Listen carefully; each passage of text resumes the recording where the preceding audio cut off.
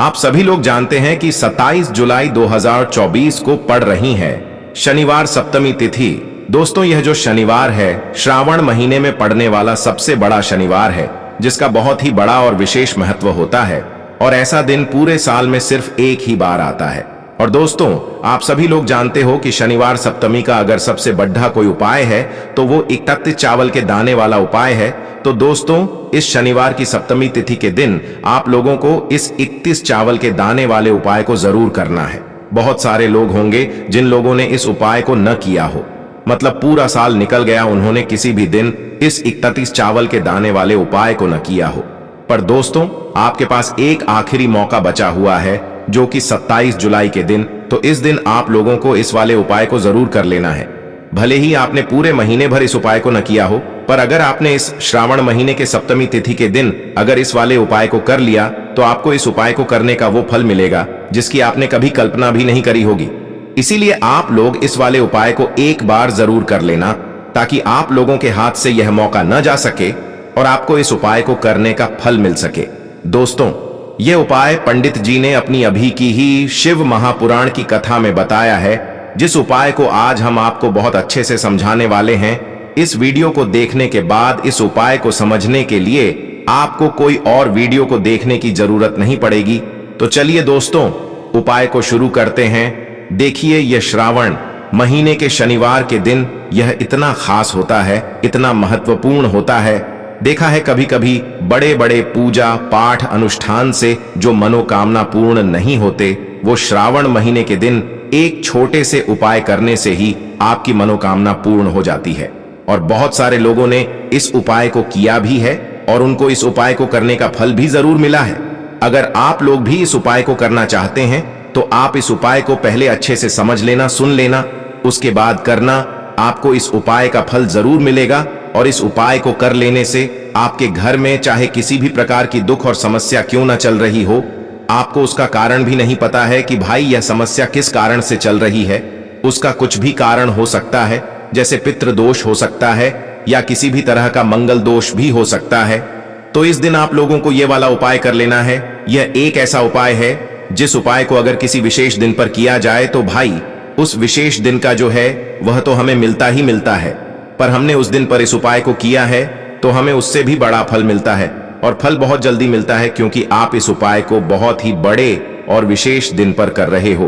तो चलिए अब उपाय के बारे में बात करते हैं, लेकिन उससे पहले आप लोगों को यह जानना आवश्यक है कि आखिर यह उपाय किस समय करना है, किसको करना है और कैसे करना है। तो चलिए हम आगे आपको वीडियो में एक एक करके बता देते हैं। लेकिन उससे पहले अगर आप लोग हमारे चैनल पर नए हैं तो हमारे चैनल को सब्सक्राइब कर लेना और इस वीडियो को लाइक करके कमेंट बॉक्स में श्री शिवाय नमस्तुभ्यम ओम नम शिवाय जरूर टाइप कर देना। तो दोस्तों, इस 31 चावल के दाने वाले उपाय को हमें इस शनिवार सप्तमी के दिन कैसे करना है, किसको करना है, किस समय करना है और कहां पर करना है, ये सारे सवालों के जवाब आपको इस वीडियो में मिल जाएंगे। और जो ये वीडियो देखेगा भाई, उसको 31 चावल के दाने वाला उपाय जरूर करना चाहिए, क्योंकि इस दिन एक चावल के दाने का भी बहुत ही बड़ा और विशेष महत्व होता है। और जब बात आ जाए 31 चावल के दाने की, तो ये सोने पे सुहागा वाली बात हो जाती है और ये एक बहुत ही बड़ा उपाय हो जाता है इस शनिवार सप्तमी तिथि का। तो अब दोस्तों, इस 31 चावल के दाने वाले उपाय को आखिर करना किसको है, सबसे पहले हम लोग वो बात जान लेते हैं। तो देखो, घर की जो बड़ी माताएं बहनें होती हैं, उन माताओं बहनों में से कोई भी एक बड़ी माता बहन इस वाले उपाय को कर सकती है। और दोस्तों, अगर आप चाहें तो अपने घर में से सभी सदस्यों को भी इस उपाय को करवा सकते हैं। अगर किसी व्यक्ति की खुद की कोई मनोकामना है, खुद की कोई दुख और परेशानी है जो कि वह अपने लिए ही करना चाहता है, इस वाले उपाय को तो वह खुद अपने लिए भी कर सकता है। बाकी अगर कोई घर में से ऐसा है जो कि अपने पूरे घर परिवार की सुख और शांति के लिए ये वाला उपाय करना चाहता है, तो भाई वह भी कर सकता है, उसमें भी कोई दिक्कत वाली बात नहीं है। कहने का मतलब यह है कि इस उपाय को हर एक सदस्य भी कर सकता है और पूरे घर परिवार के सदस्य के लिए घर की बड़ी माताओं बहनों में से कोई एक माता बहन भी कर सकती है।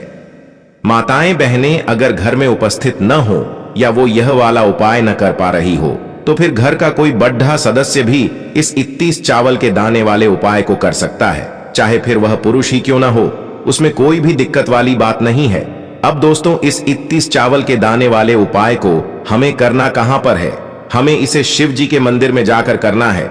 बहुत सारे लोग प्रश्न करते हैं, हर एक उपाय को करते समय क्या हम इस उपाय को घर पर कर सकते हैं? तो इस वाले उपाय को आप घर पर नहीं कर सकते हो।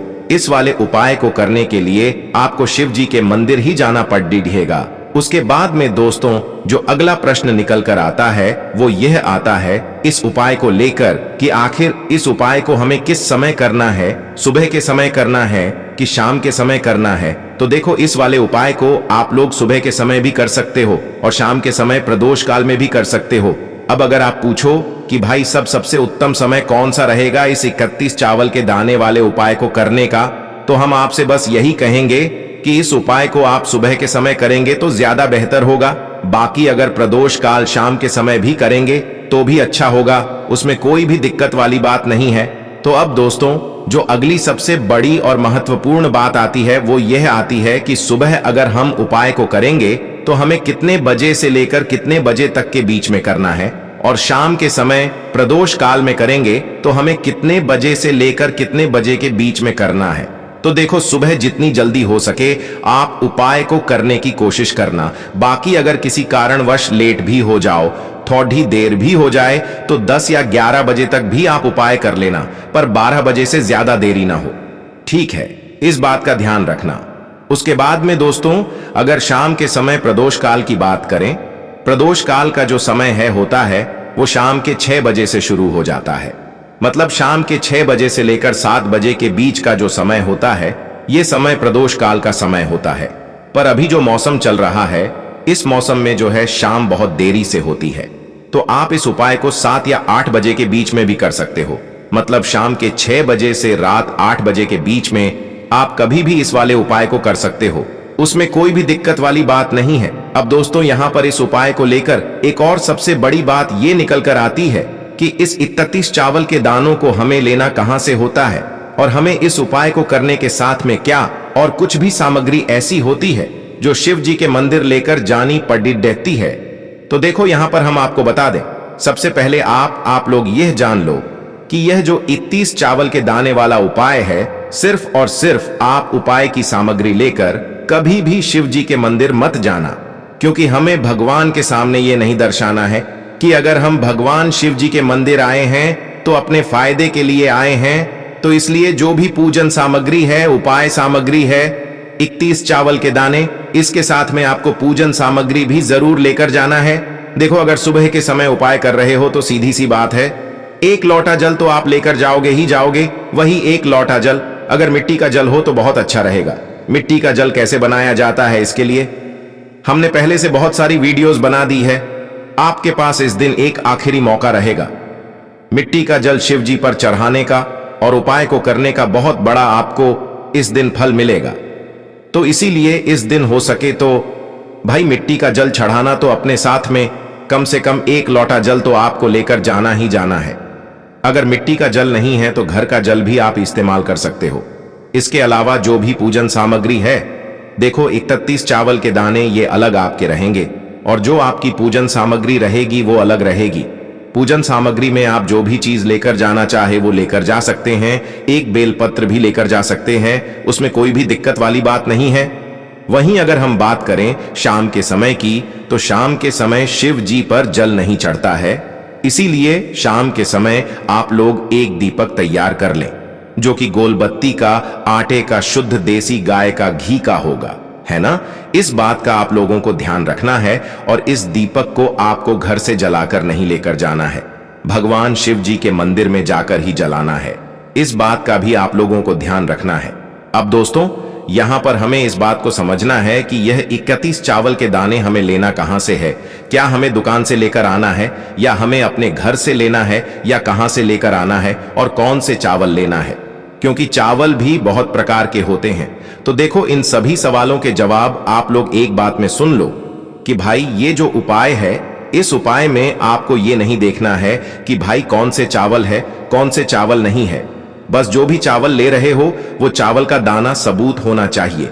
मतलब साबुत होना चाहिए, टूटा हुआ नहीं होना चाहिए, कटा पिटा नहीं होना चाहिए। ये बात आपको ध्यान रखना है। बाकी आपका चावल बासमती हो या सादा चावल हो या कोई सा भी चावल हो, उसमें कोई भी दिक्कत वाली बात नहीं है। तो सीधी सी बात है कि आपके घर के रसोई घर में जहां पर आप भोजन बनाते हो, वहां पर जो भी चावल आपके उपस्थित हो, उन चावलों में से अपनी एक कटोरी भर लेना या एक मुट्ठी चावल अलग से निकाल कर रख लेना, क्योंकि हम 31 चावल ही यहां पर इस उपाय में लेने वाले हैं।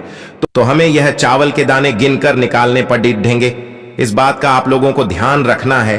तो अपने उस चावल की कटोरी में से या चावल में से 31 ऐसे चावल के दाने आप लोग निकाल लो जो कि टूटे हुए ना हो, कटे पिटे ना हो, जिनमें कोई दाग ना लगा हुआ हो, है ना। अच्छे साबुत चावल के दाने 31 दाने आप लोग निकाल कर रख लो और इन्हें किसी भी एक कागज की पुड़िया में या किसी एक छोटी सी कटोरी में आप लोग रख लो, ताकि यह सुरक्षित रहे, आपके एक भी चावल का दाना इधर उधर ना हो और आपका उपाय भी पूरा अच्छे से हो जाए। तो भाई जैसे ही आपका उपाय की जो सामग्री है, 31 चावल के दाने ये तैयार हो जाते हैं, उसके बाद मैं आपको जो भी अपनी पूजन सामग्री है सुबह के समय कर रहे हो, तो एक लोटा जल और एक बेलपत्र या पूजन सामग्री जो लेकर जाना चाहो उसकी भी तैयारी कर लेना। और शाम के समय जा रहे हो तो भाई अपना जो दीपक है उसे तैयार कर लेना, ठीक है। और उपाय को करते समय शुद्धता का विशेष रूप से ध्यान रखना, ठीक है। सुबह सुबह स्नान करने के बाद ही उपाय को करने की आप लोग तैयारी करना। उसके बाद अगर शाम के समय की बात करें तो शाम के समय आपको स्नान करने की जरूरत नहीं है, पर शुद्धता का ध्यान रखना है। आपको स्नान तो नहीं करेंगे, आप हाथ मुंह धोकर भी इस वाले उपाय को शाम के समय प्रदोष काल में कर सकते हैं, इसमें कोई दिक्कत वाली बात नहीं है। तो आप अपने उपाय की पूरी सामग्री तैयार करके आपके पास ही में जो आपका शिव मंदिर हो वहां पर पहुंच जाइए।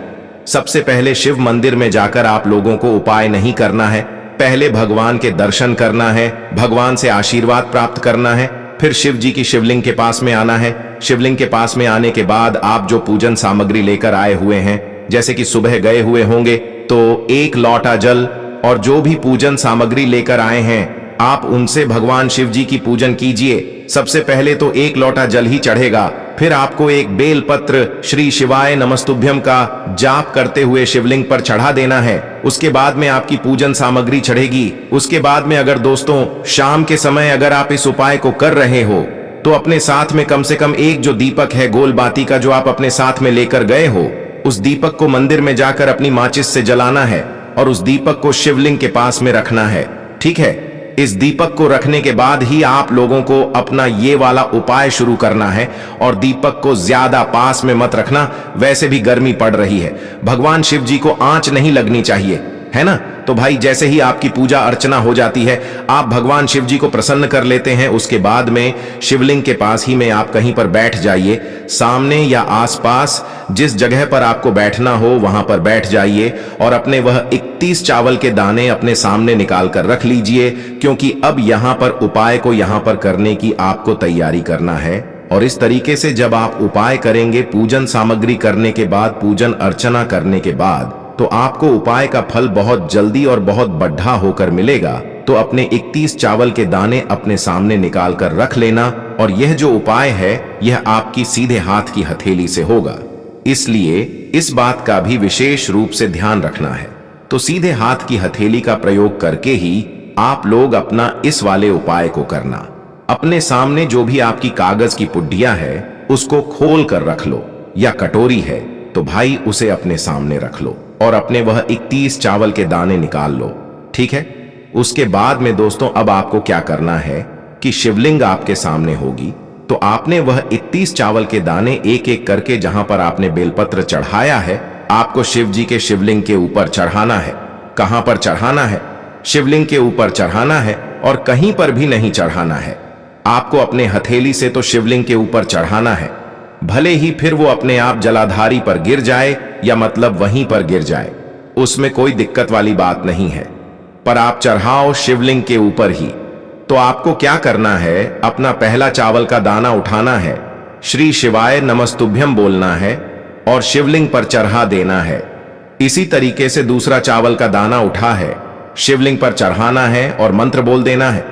और फिर तीसरा चावल का दाना उठाना है, श्री शिवाय नमस्तुभ्यम बोलना है और चढ़ा देना है। इसी प्रकार से आपको पूरे 31 चावल के दाने एक एक करके शिव जी के शिवलिंग के ऊपर चढ़ाना है और भगवान से प्रार्थना करते जाना है। मतलब प्रार्थना तो आपको आखिरी में करना है, पर हर एक चावल के दाने को चढ़ाते समय श्री शिवाय नमस्तुभ्यम जरूर बोलना है। उसके बाद ही में यह चावल का दाना शिवलिंग के ऊपर आपको चढ़ाना है। जैसे ही आपके 31 चावल के दाने शिवलिंग के ऊपर चारच जाते हैं, तो भाई उसके बाद में आपको क्या करना है, भगवान से अपनी मनोकामना बोलना है। मनोकामना भी कब बोलना है, जब आपका 31 चावल का दाना आपके सीधे हाथ की हथेली में हो और आप उसे चढ़ाने के लिए जा रहे हो। श्री शिवाय नमस्तुभ्यम बोलकर उस आखिरी चावल के दाने को शिवलिंग के ऊपर चढ़ा देना और भगवान से फिर अपनी वह मनोकामना बोल देना, जिस मनोकामना के लिए आप लोग अपना यह वाला उपाय कर रहे हो। जिस भी दुख और परेशानी के लिए आप लोग अपना यह वाला उपाय कर रहे हो, उसके बाद में जैसे ही आप अपनी मनोकामना बोल देते हो, आपका यह वाला उपाय पूरा हो जाता है।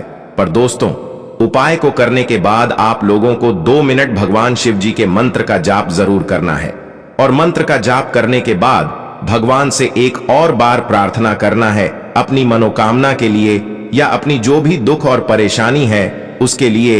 इसके बाद में आप लोग भगवान को देखकर भगवान से प्रार्थना करके उनसे आशीर्वाद लेकर वहां से उठ सकते हैं और अपने घर पर जा सकते हैं। बस दोस्तों, यहां पर यह वाला उपाय पूरा हो जाता है।